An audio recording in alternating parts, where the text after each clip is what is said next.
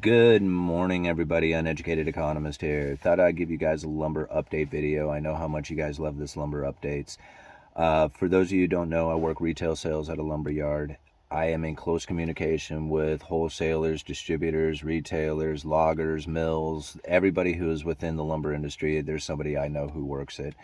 Now, I've been talking about this possible pinch point that's coming when it comes to builder sentiment and the inventory levels of like lumber and building supplies.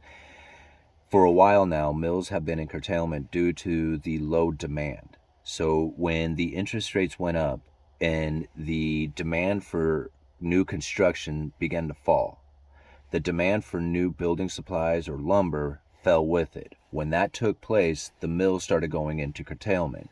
Now you can see it through the futures market when the prices come down. Anything under 500 per thousand right now is really not a profitable position for the mills. Yes, there are a lot of mills who are going to make money at 400 per thousand, maybe even less. But when you're talking about the across the board, all the mills, generally speaking, 500 per thousand is really where they would rather be. And right now we're just over 400 per thousand. So a lot of mills are in curtailment. They're only producing what they need to meet the demand that is existing out there right now. And we have very low demand. So think about that for just a second. They're only producing enough to meet the current demand. All right, so if demand starts to pick up, we're going to start seeing things change. Think about the builder sentiment right now. The builder sentiment, this is coming directly out of this article. Builder sentiment in the market for newly built homes rose in April for the fourth straight month as supply of existing homes for sales remains scarce, right? So the supply of existing homes is down, right? But then also the buyer's traffic was down as well. So when it comes to this sentiment, when they have this index, anything below 50 is negative, anything above 50 is positive. Right. So the reading is, the National Association of Home Builders and Wells Fargo's market index rose to 45 in April, a 1 point gain. Anything above 50 is considered, or anything below 50 is considered negative. So the market has rose, right, to 45. We're almost there. We're still negative, right? That's why you're feeling the tension out there in the markets and stuff like that, because it's still negative, but we're almost to that positive. We're moving up to it. All right. Continuing on here. Where was I at? Oh, builders note that the additional declines in mortgage rates to below 6% will will price in further demand for housing. Right? Nonetheless, the industry continues to be plagued by building material issues, including lack of access to electrical transformer equipment. So now, when it comes to the demand for new home construction, there is definitely a demand there. We are still undersupplied on homes, and what did it say?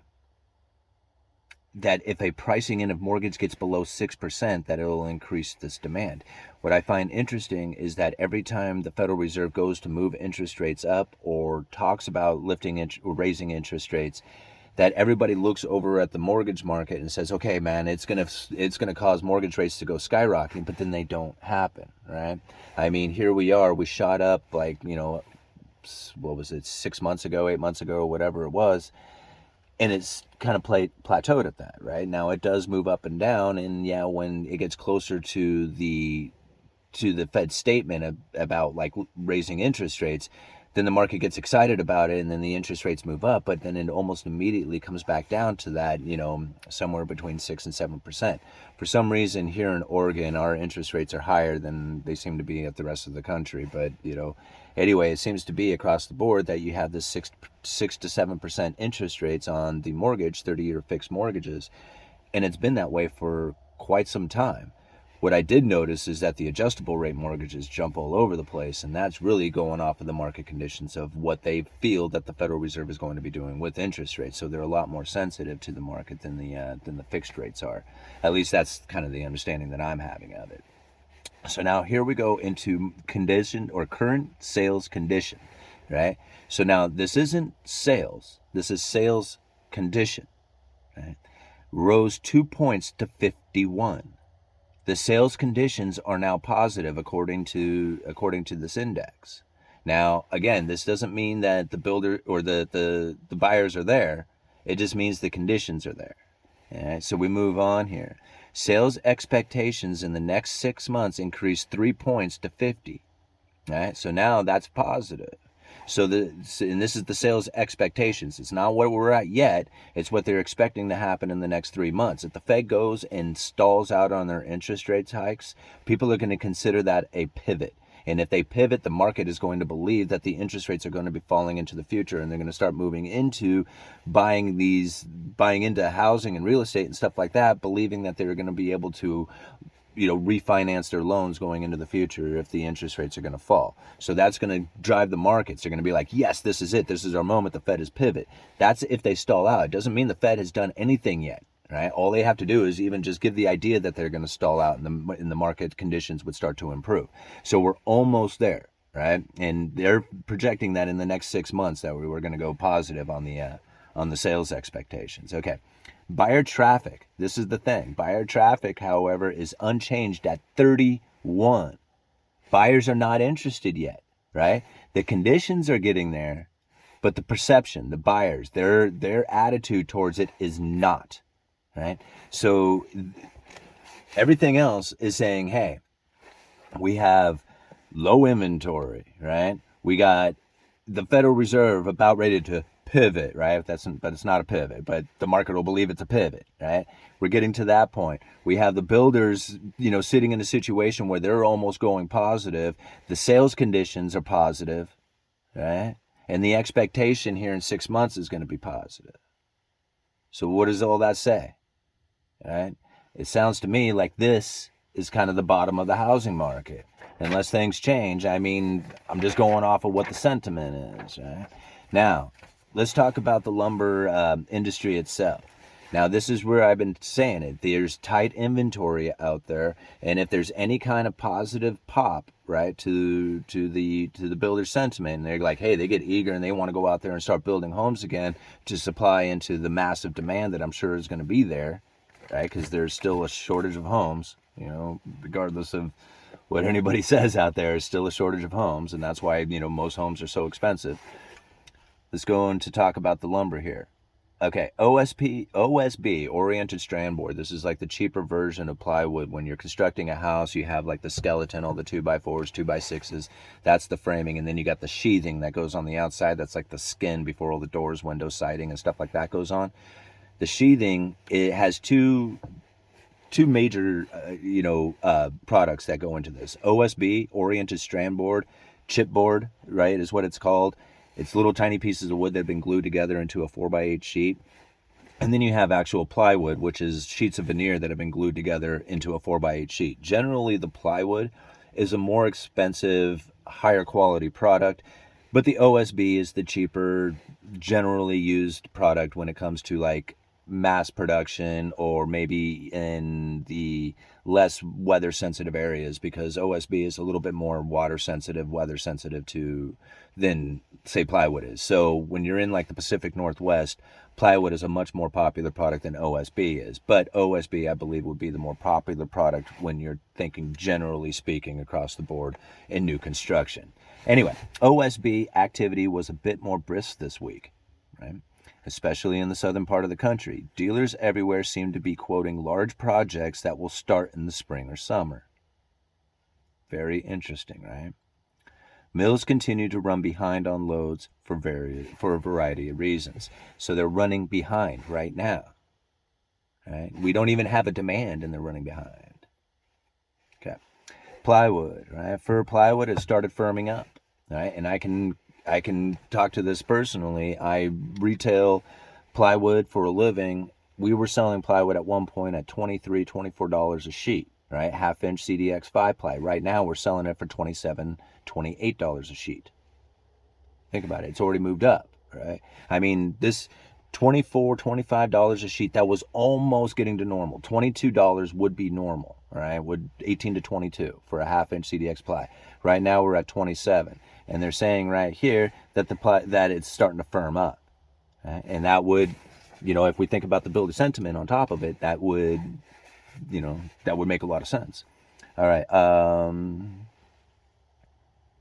Let me see here.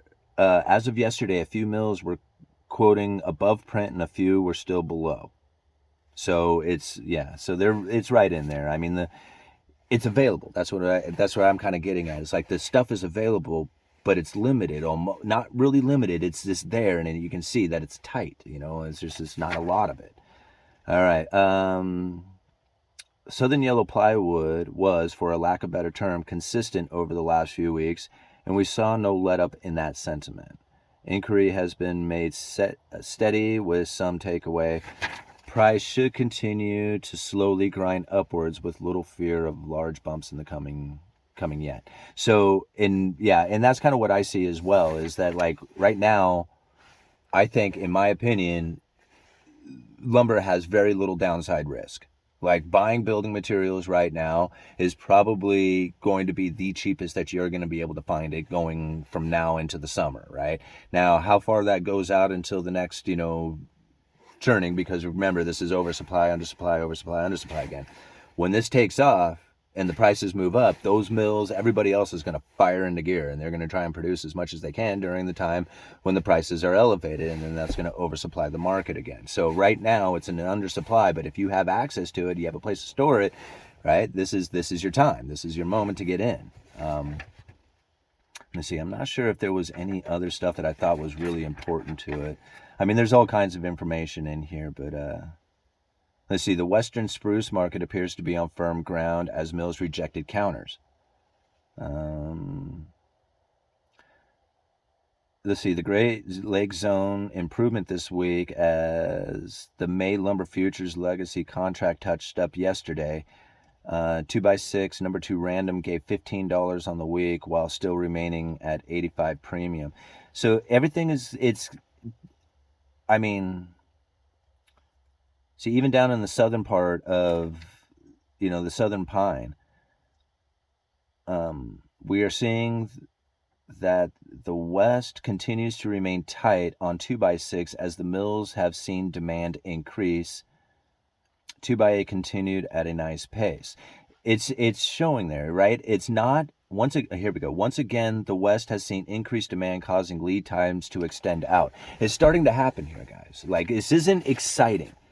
It's just the information. It's just the little tiny pieces that are starting to come out that say, hey, these are the indicators. Like, you could go out there and get whatever you want. Like, somebody could say, man, I don't know what you're talking about. I can get all the lumber. I just went down to my lumber guy. He says he can sell me as much lumber as that I want. I don't know where you're talking about. What I'm talking about is, generally speaking, across this entire board, there is a tight inventory level and there is a picking up of demand. It isn't positive yet, but it's getting close, right? And once it does go positive, how much inventory is there to supply that? I don't know, right? Nobody knows this, but from the things that I'm gathering, the experience that I have within the industry that I'm, at up here in the Pacific Northwest corner, it's telling me that this stuff is coming, right? That the inventory level is too tight, that the demand is going to pick up, and that at some point the prices are going to move up dramatically, right? And that's my opinion on it,